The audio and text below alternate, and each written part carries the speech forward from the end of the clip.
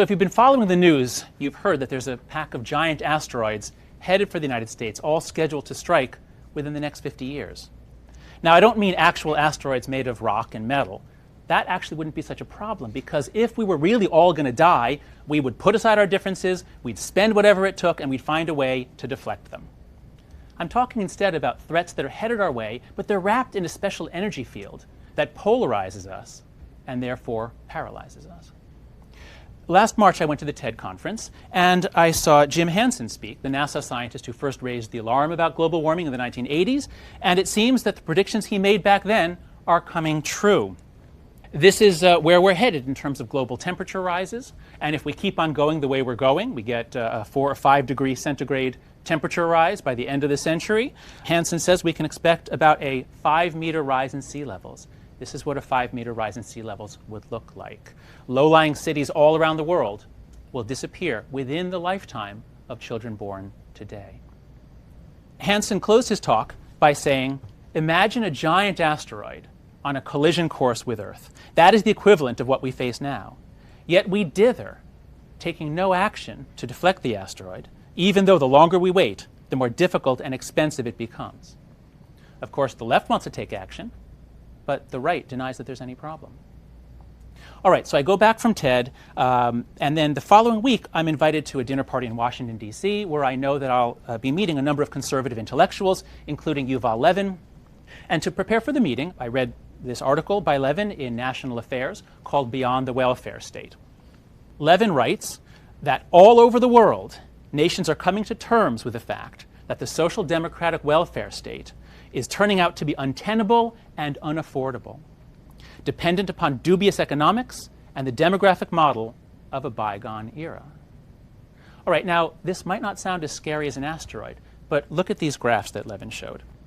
This graph shows the national debt as a percentage of America's GDP. And as you see, if you go all the way back to the founding, we borrowed a lot of money to fight the Revolutionary War. Wars are expensive. But then we pay it off, pay it off, pay it off, and then, oh, what's this? The Civil War. Even more expensive.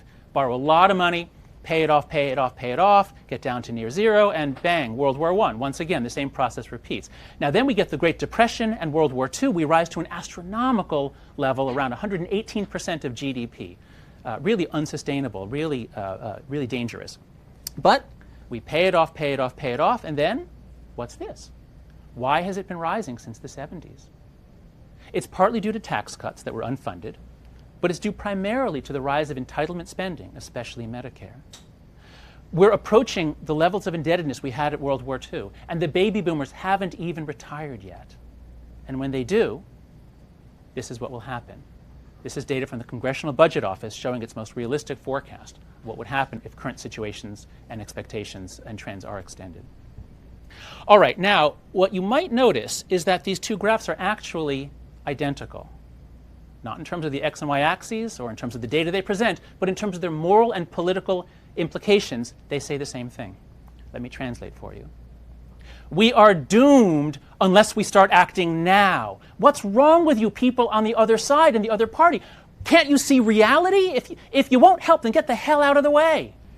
We can deflect both of these asteroids. These problems are both technically solvable. Our problem and our tragedy is that in these hyper-partisan times, the mere fact that one side says, look, there's an asteroid, means that the other side's going to say, huh, what? No, I'm not even going to look up. No. To understand why this is happening to us and what we can do about it, we need to learn more about moral psychology.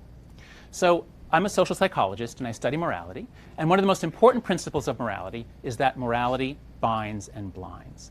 It binds us into teams that circle around sacred values, but thereby makes us go blind to objective reality. Think of it like this. Large-scale cooperation is extremely rare on this planet. There are only a few species that can do it.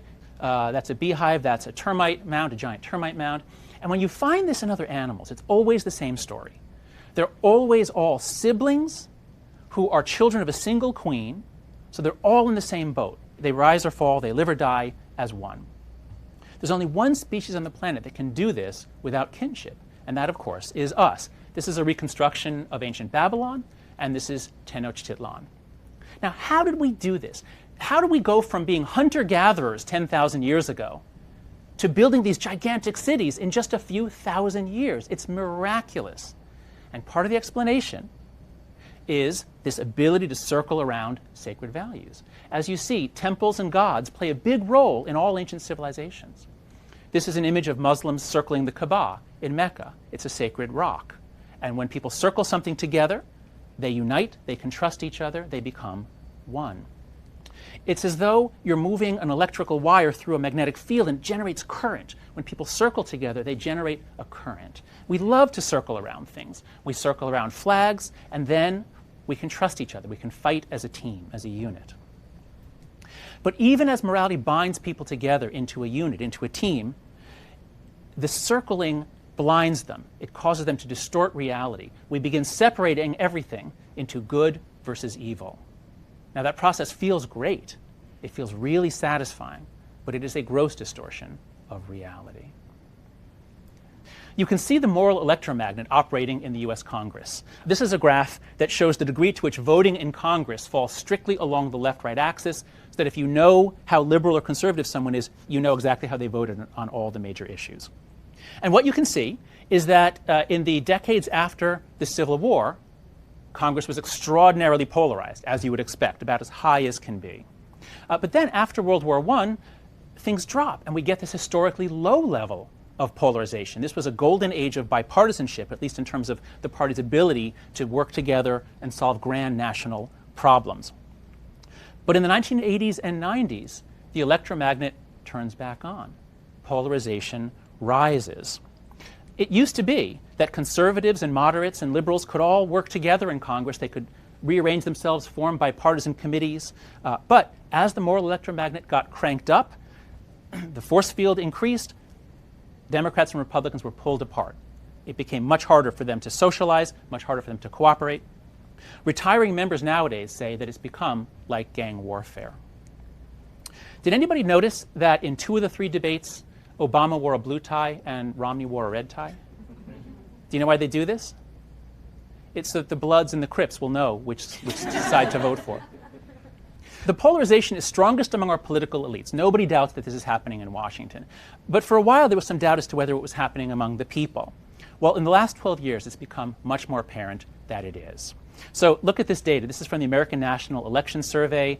And what they do on that survey is they ask what's called a feeling thermometer rating. So how warm or cold do you feel about Native Americans or the military or the Republican Party, the Democratic Party, all sorts of groups in American life.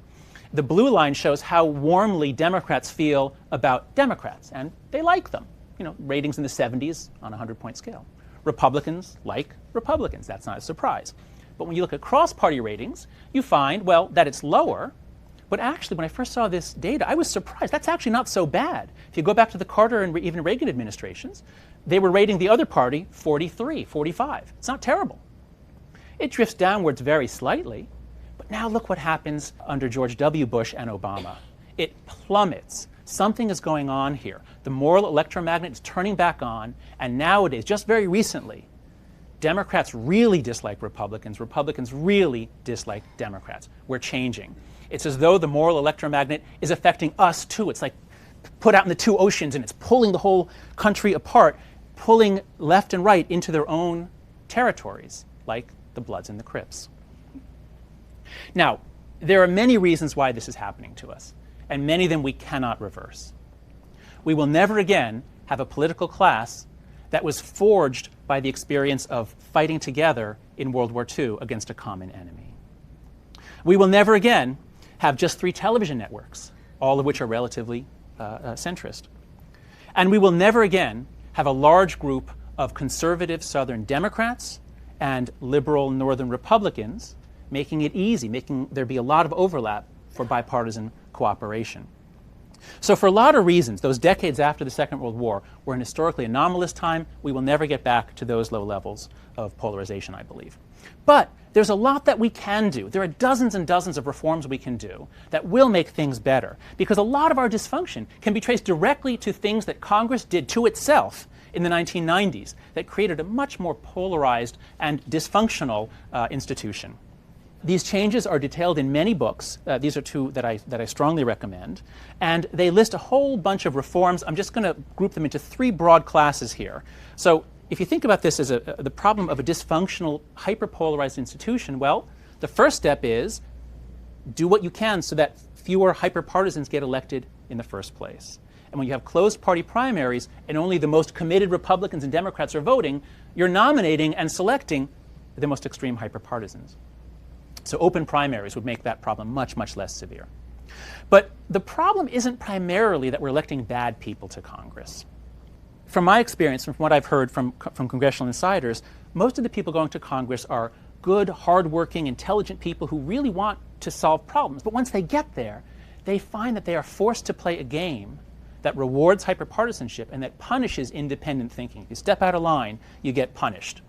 So there are a lot of reforms we could do that will counteract this. For example, the Citizens United ruling is a disaster because it means there's like a money gun aimed at your head. And if you step out of line, if you try to reach across the aisle, there's a ton of money waiting to be given to your opponent to make everybody think that you are a terrible person through negative advertising. But the third class of reforms is that we've got to change the nature of social relationships in Congress.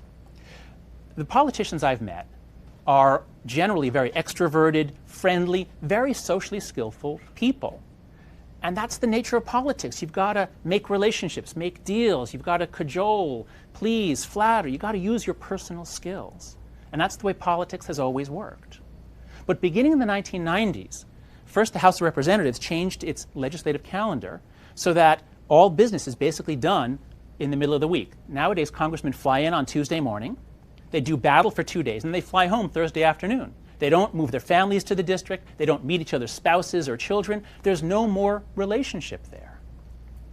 And trying to run Congress without human relationships is like trying to run a car without motor oil. Should we be surprised when the whole thing freezes up and descends into paralysis and polarization? A simple change to the legislative calendar, such as having business stretch out for 3 weeks, and then they get a week off to go home, that would change the fundamental relationships in Congress. So there's a lot we can do, but who's going to push them to do it? There are a number of groups that are working on this. No Labels and Common Cause, I think, have very good ideas for changes we need to do to make our democracy more responsive and our Congress more effective. But I'd like to supplement their work with a little psychological trick. And the trick is this. Nothing pulls people together like a common threat or a common attack, especially an attack from a foreign enemy. Unless, of course, that threat hits on our polarized psychology, in which case, as I said before, it can actually pull us apart. Sometimes a single threat can polarize us, as we saw. But what if the situation we face is not a single threat, but is actually more like this, where there's just so much stuff coming in, just start shooting. Come on, everybody, we got to just work together, just start shooting. Because actually, we do face this situation. This is where we are as a country. So here's another asteroid. We've all seen versions of this graph, right? Which shows the changes in wealth since 1979. And as you can see, almost all the gains in wealth have gone to the top 20% and especially the top 1%. Rising inequality like this is associated with so many problems for a democracy. Especially, it destroys our ability to trust each other, to feel that we're all in the same boat, because it's obvious we're not. Some of us are sitting there safe and sound in gigantic private yachts. Other people are clinging to a piece of driftwood. We're not all in the same boat, and that means nobody's willing to sacrifice for the common good. The left has been screaming about this asteroid for 30 years now, and the right says, huh, what? No problem, no problem. Now, why is that happening to us? Why is the inequality rising? Well, one of the largest causes after globalization is actually this fourth asteroid, rising non-marital births. This graph shows the steady rise of out-of-wedlock births since the 1960s. Most Hispanic and black children are now born to unmarried mothers. Whites are headed that way too. Within a decade or two, most American children will be born into homes with no father. This means that there's much less money coming into the house, but it's not just money. It's also stability versus chaos. As I know from working with street children in Brazil, mom's boyfriend is often a really, really dangerous person for kids. Now, the right has been screaming about this asteroid since the 1960s, and the left has been saying it's not a problem, it's not a problem. The left has been very reluctant to say that marriage is actually good for women and for children. Now, let me be clear. I'm not blaming the women here. I'm actually more critical of the men who won't take responsibility for their own children and of an economic system that makes it difficult for many men to earn enough money to support those children. But even if you blame nobody, it still is a national problem, and one side has been more concerned about it than the other. The New York Times finally noticed this asteroid with a front-page story last July showing how the decline of marriage contributes to inequality. We are becoming a nation of just two classes. When Americans go to college and marry each other, they have very low divorce rates. They earn a lot of money. They invest that money in their kids. Some of them become tiger mothers. The kids rise to their full potential, and the kids go on to become the top two lines in this graph. And then there's everybody else. The children who don't benefit from a stable marriage, who don't have as much invested in them, who don't grow up in as stable an environment, and who go on to become the bottom three lines in that graph. So once again, we see that these two graphs are actually saying the same thing as before. We've got a problem. We've got to start working on this. We've got to do something. And what's wrong with you people that you don't see my threat? Well, but if everybody could just take off their partisan blinders, we'd see that these two problems actually are best addressed together. Because if you really care about income inequality, you might want to talk to some evangelical Christian groups that are working on ways to promote marriage. But then you're going to run smack into the problem that women don't generally want to marry someone who doesn't have a job. So if you really care about strengthening families, you might want to talk to some liberal groups who are working on promoting educational equality, who are working on raising the minimum wage, who are working on finding ways to stop so many men from being sucked into the criminal justice system and taken out of the marriage market for their whole lives. So to conclude, there are at least 4 asteroids headed our way. How many of you can see all 4? Please raise your hand right now if you're willing to admit that all 4 of these are national problems. Please raise your hands. Okay, almost all of you. Well, congratulations. You guys are the inaugural members of the Asteroids Club, which is a club for all Americans who are willing to admit that the other side actually might have a point. In the Asteroids Club, we don't start by looking for common ground. Common ground is often very hard to find. No, we start by looking for common threats because common threats make common ground. Now, am I being naive? Is it naive to think that people could ever lay down their swords and left and right could actually work together? I don't think so. Because it happens not all that often, but there are a variety of examples that point the way. This is something we can do. Because Americans on both sides care about the decline in civility. And they formed dozens of organizations at the national level, such as this one, down to many local organizations, such as To the Village Square in Tallahassee, Florida, which tries to bring state leaders together to help facilitate that sort of working together human relationships that's necessary to solve Florida's problems.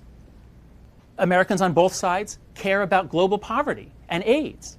And on so many humanitarian issues, liberals and evangelicals are actually natural allies, and at times they really have worked together to solve these problems. And most surprisingly to me, they sometimes can even see eye to eye on criminal justice. For example, the incarceration rate, the prison population in this country, has quadrupled since 1980. Now, this is a social disaster, and liberals are very concerned about this. The Southern Poverty Law Center is often fighting the prison industrial complex, fighting to prevent a system that's just sucking in more and more poor young men. But are conservatives happy about this? Well, Grover Norquist isn't, because this system costs an unbelievable amount of money. And so, because the prison industrial complex is bankrupting our states and corroding our souls, groups of fiscal conservatives and Christian conservatives have come together to form a group called Right on Crime. And at times, they have worked with the Southern Poverty Law Center to oppose the building of new prisons and to work for reforms that will make the justice system more efficient and more humane. So this is possible. We can do it. Let us therefore go to battle stations, not to fight each other, but to begin deflecting these incoming asteroids. And let our first mission be to press Congress to reform itself before it's too late for our nation. Thank you.